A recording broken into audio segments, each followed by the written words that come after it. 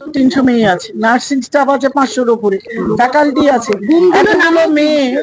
এতগুলো মেয়ে এখানে এই ইনস্টিটিউটের সঙ্গে জড়িত। এখানে লাইট প্রপার নেই, চারধারে আমরা জঙ্গলের ভেতর দিয়ে আসছি, আপনার একটা সিসিটিভি ক্যামেরা নেই। একটা খেতে গেলে মেয়েটিকে খাবারের জন্য চলে যেতে হচ্ছে জঙ্গলের ভেতর দিয়ে। এই জিনিসগুলো শুধু কলেজ কর্তৃপক্ষ নয়, এখানকার মিউনিসিপ্যালিটি প্রশাসনও যেন ইমিডিয়েটলি ব্যবস্থা নেয়।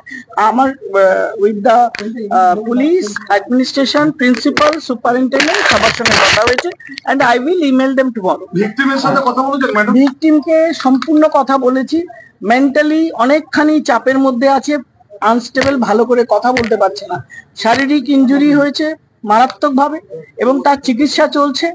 এখন তার ভাইটাল স্টেবল, কিন্তু শি ইজ নট ফিট, মানে উঠে দাঁড়াবারও ক্ষমতা নেই, এইরকম একটা ভয়াবহ। হ্যাঁ, শি ওয়াজ গ্যাংরেপড।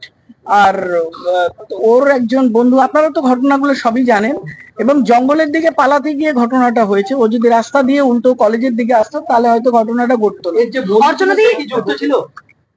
হ্যাঁ, এর যে বন্ধু ছিল সে কি যুক্ত সহপাঠী? সেটা পুলিশ বলবে। সহপাঠী একসাথে পড়ে, একসাথে এখানে বাবা মা ছাড়া হস্টেলে থাকে ছেলে মেয়েরা, আমরাও মেডিকেল স্টুডেন্ট। সুতরাং বন্ধুদের বিশ্বাস করাটাই ধর্ম। এবার বন্ধুদের বিশ্বাস করতে গিয়ে, খাবার আনতে গিয়ে রাত্রিবেলাটা এত বড় একটা মারাত্মক ধরনের দুর্ঘটনা যদি কলেজের কাছে, যে আমরা পশ্চিমবঙ্গে আগে কোনো শুনিনি, এইরকম ঘটনা ঘটে যাওয়ার পরে কে দোষী কে দোষী নয় এক্ষুনি এই পয়েন্টে দাঁড়িয়ে কথা ঠিক নয়। কিন্তু মেয়েটির বয়ান শুনে মনে হলো যে তার বন্ধু তাকে বাইরে যেতে বাধ্য করেছিল, ফোন করেছিল, এবং তার বন্ধু তাকে যখন এরা দেখলো বাইরের ছেলে 3-4-5 এসে গেছে, পালিয়ে গেল ওকে ফেলে, উইদাউট রেসপেক্টিং। তো এই জিনিসগুলো সন্দেহ। এবং আরেকটা পয়েন্ট বললো যে ফোনে ওদের সঙ্গে কথা বলেছে। তো এই জিনিসগুলো পুলিশ বলবে, আমি তো এগুলোর মধ্যে নেই। আমি কনসার্ন একজনকে ডিটেইন করেছে, বাকিটা পুলিশকে ইন্টারভিউ করবেন, আমাকে নয়। আমি আইনের কথা নয়, আমি মহিলাটির কথাটি বলবো। কমিশনের তরফ থেকে আমরা ওর পাশে আছি। একটা মেডিকেল কলেজের মেয়ে যাতে সে লেখাপড়া সম্মানের সঙ্গে এবং সুরক্ষার সঙ্গে সে সম্পূর্ণ করতে পারে, সে জন্য কমিশন আছে, এবং আমরা এর জন্য শেষ অবধি প্রশাসন, পুলিশ এবং কলেজ অথরিটির সঙ্গে দেখে নিই। রেশ এখনো পর্যন্ত কাটেনি। 2024-এর 9ই আগস্ট তারপরে আবারও এরকম একটি ঘটনা, মাঝখানে আরো অনেকগুলি ঘটনা ঘটেছে। জায়গায় জায়গায় এই ধরনের নারী নিরাপত্তা নিয়ে প্রশ্ন উঠছে। মুখ্যমন্ত্রী বলছেন বাংলায় নারী নিরাপত্তা যথেষ্ট রয়েছে, কি বলবেন? দেখুন, আমি মুখ্যমন্ত্রীর কথাই যাচ্ছি না, কিন্তু আমি যেটা বলবো, আমি কমিশনে আসার এই 1-1.5 বছরের মধ্যে আমি আরজি কর পেয়েছি। আরজি করের পরে আমরা ল কলেজ পেলাম, আমরা মিদনাপুর মেডিকেল কলেজ, মুর্শিদাবাদ আমি নিজে করেছি। ইদানিং গত সপ্তাহে আমি পাঁশকুড়া হাসপাতাল, যেখানে হাসপাতালের ভেতরে মানে একাধিক বহু সংখ্যক মহিলাদের প্রতিদিন নির্যাতিত হতে হচ্ছে থার্ড পার্টি এমপ্লয়ার দিয়ে, আমরা সব কেসগুলো নিয়েছি, দেখছি, করছি।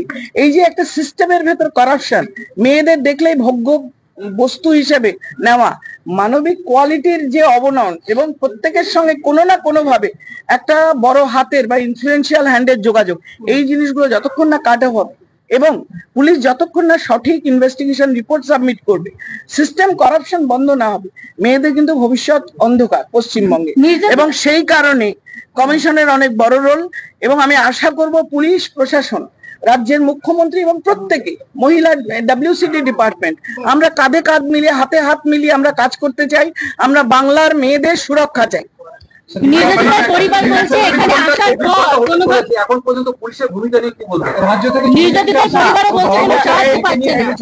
আমি বলছি অন্য কেসগুলো কি হয় জানি না, কিন্তু এই কেসটিতে পুলিশের বড় বড় কর্তারা কিন্তু এখানে উপস্থিত আছেন। কি কারণে উপস্থিত আছেন সেটা আমি বলতে পারবো না, কিন্তু দে আর সিরিয়াস। অলরেডি তারা একজনকে অ্যারেস্ট করেছেন এবং 4 জনকে ট্র্যাক করেছেন, এইটুকু আমাকে রিপোর্ট দিয়েছে। মহিলা কমিশন এই ঘটনায় কি আজকে আপনি এলেন, এরপরে আপনাদের কি বলতে? হ্যাঁ, নিশ্চয়ই। আমরা তো কাজের বাইরে মুখ দেখাতে বা মিডিয়া করতে আমরা আসি না, কারণ আজকে আমার বোলপুরে 4টে, বীরভূম জেলায় 2টো এবং বোলপুরে 2টো 4টে রেপ কেস, যেগুলো টিল মানে যাদের এখনো কোনো রিপোর্ট হয়নি, যারা বিচার পায়নি, তাদের পড়ে আছে বলে তাদের জন্য আমরা ওই গ্রামে গঞ্জে ঘুরে বেড়াই। সেখানে এই খবরটা সকালে পেয়ে আমি যাওয়ার সময় কভার করার ডিসিশন, ইমিডিয়েটলি কমিশন অফিস থেকে পারমিশন, এবং এটা দেখে আমাদের যে ইনস্ট্রাকশন সেগুলো সমস্ত জারি করার ইনস্ট্রাকশন আমি ক্লিয়ারেন্স পেয়েছি, পেয়ে আমি এখানে এসেছি।